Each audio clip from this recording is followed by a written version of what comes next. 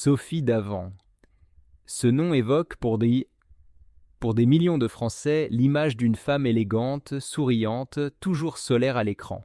Animatrice emblématique, figure incontournable des médias, elle incarne la douceur, la bienveillance et le professionnalisme.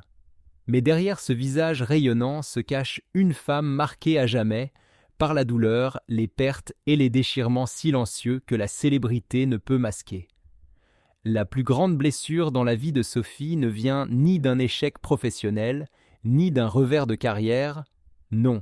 Sa douleur la plus intime réside dans la perte déchirante de sa mère, emportée bien trop tôt par un cancer.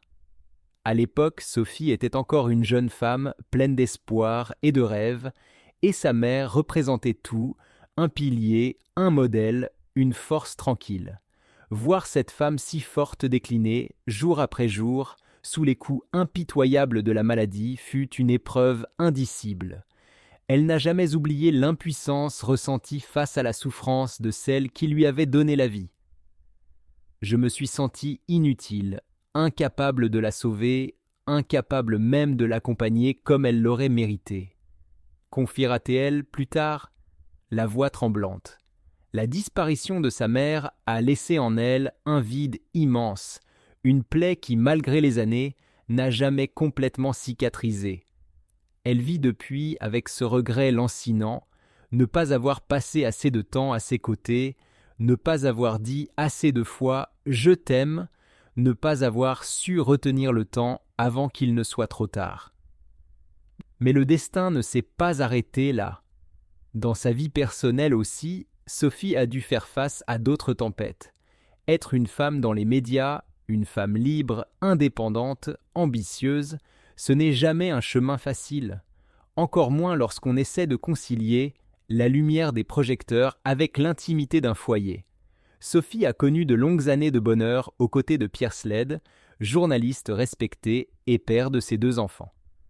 Ensemble, ils ont construit une famille, partagé des souvenirs, vécu des moments de complicité profonde. À l'extérieur, leur couple semblait solide, presque parfait. Mais dans l'ombre, comme tant d'histoires d'amour, la fatigue du quotidien, les silences accumulés et les chemins qui se séparent doucement ont fini par l'emporter. Leur divorce fut pour Sophie un coup de massue. Elle n'a pas crié sa douleur sur les toits, elle n'a pas fait de confidences larmoyantes, mais elle a souffert, terriblement, de voir une histoire s'achever, de devoir se réinventer seule, d'élever ses enfants en portant à la fois le rôle de mère et celui de femme.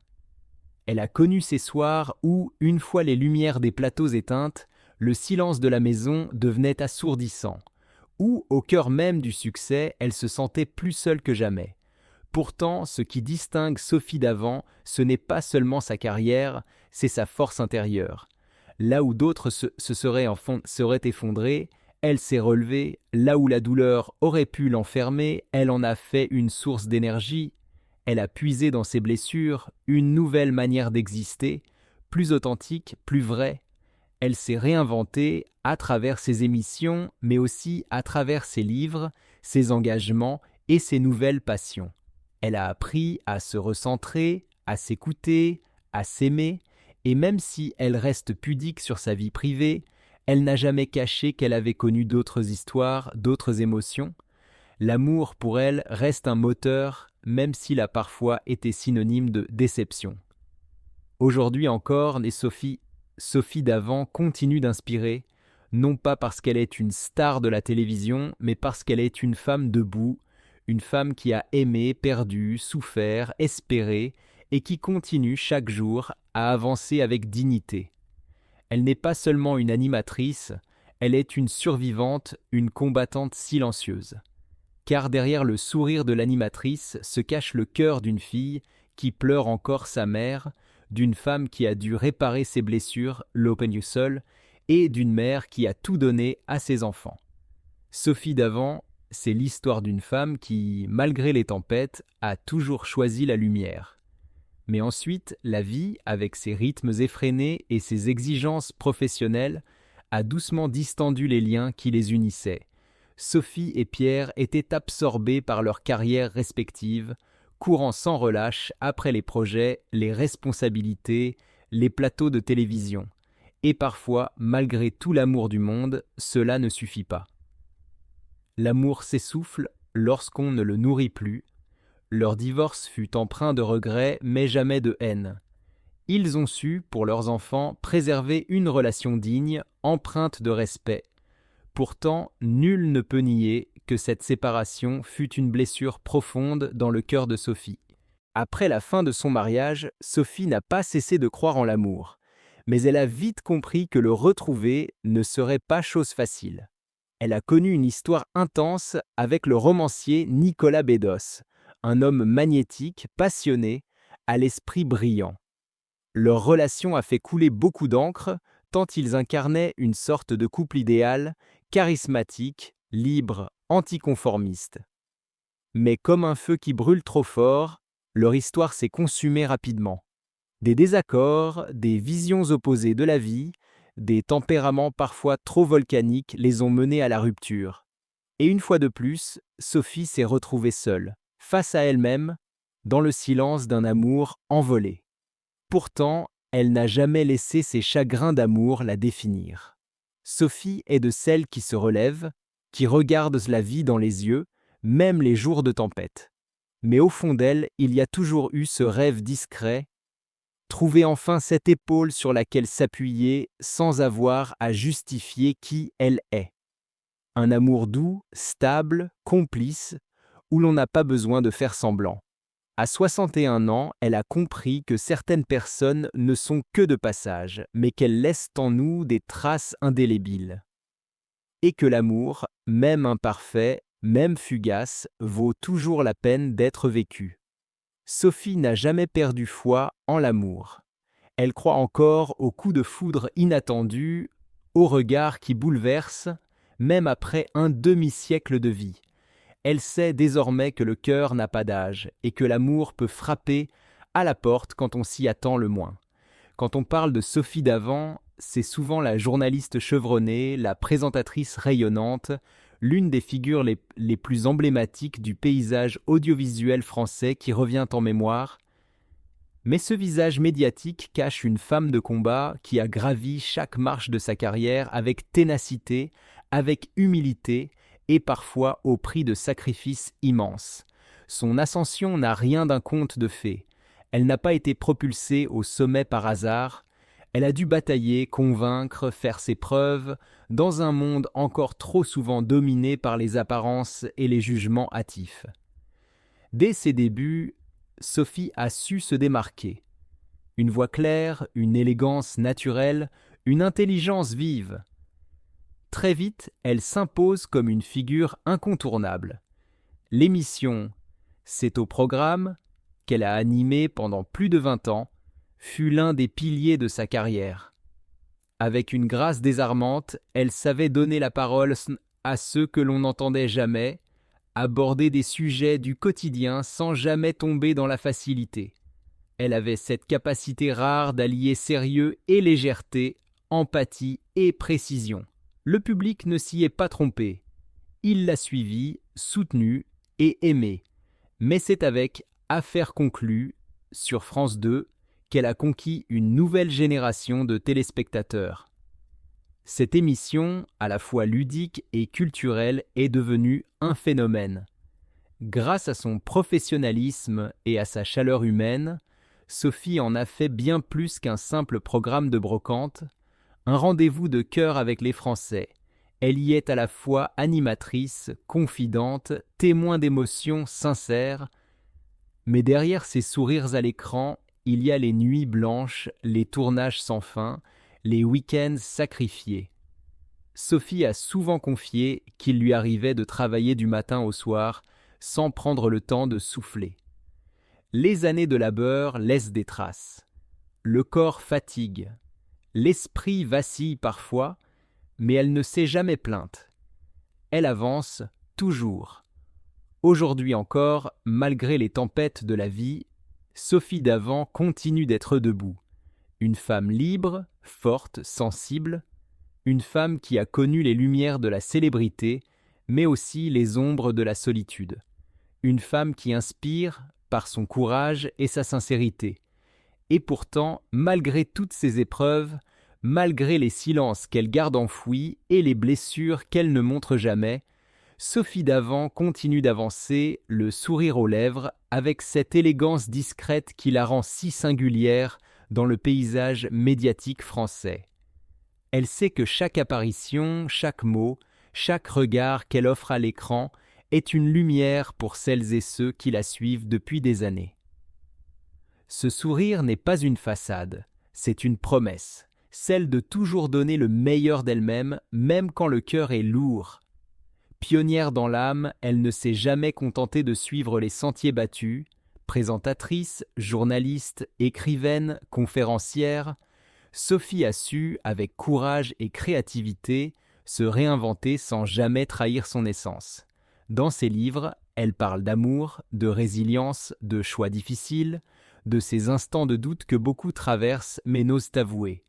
Et à travers ces mots, elle tend la main aux femmes et aux hommes, qui, comme elle, cherchent un sens dans l'agitation de la vie moderne. Son franc-parler, sa douceur, sa lucidité font de ses ouvrages bien plus que de simples confidences et comédies. Ce sont des compagnons de route. À 61 ans, alors que beaucoup penseraient à ralentir, Sophie, elle, continue d'écrire, de présenter, de créer, non pas par orgueil ou par besoin de rester sous les projecteurs, mais par passion, parce qu'elle croit profondément que la vie ne se résume pas à l'âge, mais à ce que l'on en fait. Pour elle, le succès ne connaît pas de point final. Tant qu'il y a une idée, une cause, une émotion à transmettre, elle répondra présente. Mais derrière la lumière, il y a aussi l'ombre d'une solitude persistante. Une solitude sourde, silencieuse, qui s'invite parfois dans les soirées calmes, lorsque les applaudissements se sont tus, que les caméras se sont éteintes, et qu'elle se retrouve seule dans son appartement. Elle a beau être admirée, entourée, sollicitée, il arrive encore qu'elle regarde par la fenêtre, le cœur en suspens, et qu'elle se demande si le prix de sa réussite n'a pas été trop élevé. Car l'amour, chez Sophie, a toujours été un combat doux amer. Si ses relations passées lui ont apporté des joies sincères, aucune n'a su lui offrir ce port d'attache durable, ce calme qu'elle espérait au creux des tempêtes. Après Pierre Sled, après Nicolas Bedos, il y eut des histoires discrètes, mais aucune n'a trouvé racine. Elle a confié dans une interview rare qu'il lui arrivait encore de se demander si elle n'avait pas oublié de s'aimer suffisamment pour être aimée pleinement. Les tempêtes psychologiques, elle les connaît aussi. Le monde de la télévision est impitoyable, surtout pour une femme qui vieillit sous le regard du public. Elle doit toujours être impeccable, dynamique, souriante. Il ne lui est pas permis d'avoir un mauvais jour. Cette pression, elle l'a parfois trouvée écrasante. Elle a douté, elle a pleuré, seule, loin des caméras, mais elle n'a jamais cessé de se battre. Vieillir, voilà un autre secret qu'elle porte. Une peur muette qui ne l'empêche pas d'être active, mais qui lui murmure parfois à l'oreille « Jusqu'à quand ?» Elle sait que dans ce métier où la jeunesse est souvent glorifiée, il faut redoubler d'efforts pour exister. Elle a confié un jour, dans un souffle, que le travail lui permettait de se sentir vivante, qu'il était son ancrage. Mais ce qui rend Sophie Davant si inspirante, ce n'est pas qu'elle n'a pas de failles, c'est qu'elle les embrasse avec une grâce infinie. Elle ne cherche plus à être parfaite, elle cherche à être vraie, à donner du sens à chaque instant, à chaque sourire, à chaque mot. Elle a appris que le bonheur ne vient pas toujours comme on l'imagine, qu'il faut parfois aller le chercher au fond de soi. Elle aime, elle doute, elle espère, et surtout, elle vit intensément, courageusement, humainement. Elle a un jour confié que, peu importe les applaudissements, les plateaux de télévision ou les succès littéraires, il lui arrivait encore de ressentir un vide, un creux silencieux, invisible, mais bien présent. Ce vide, c'était celui de ne plus avoir quelqu'un à attendre le soir, quelqu'un avec qui partager les joies simples, les silences réconfortants ou les projets du lendemain.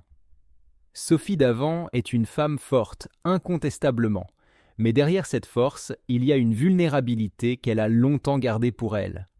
Cette fragilité douce, celle des femmes qui aiment profondément, qui donnent tout mais qui parfois ne reçoivent pas en retour l'écho qu'elles espéraient. Sa relation avec Nicolas Bedos, bien que discrète, avait éveillé en elle une nouvelle flamme. Il était charismatique, talentueux, imprévisible, et elle, posée, structurée, avec cette maturité empreinte de lumière. Deux mondes, deux tempéraments, deux âmes à vif. Leur amour fut intense mais fragile.